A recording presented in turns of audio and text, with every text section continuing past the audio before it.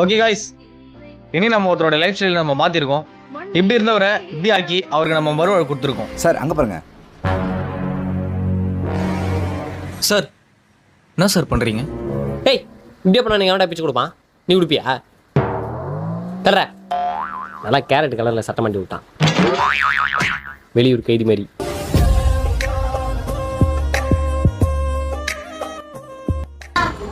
Okay guys, இனி நம்ம ஒருத்தரோட லைஃப் ஸ்டைல் மாற்றிருக்கோம். நாளைக்கு வேற ஒருத்தர் லைஃப் ஸ்டைல் மாற்ற போகிறோம். அதுக்கு முன்னாடி இந்த வீடியோ பாருங்க, லைக் பண்ணுங்க, ஷேர் பண்ணுங்க. கட் போலாம். பேடல் இல்லாத உயிர்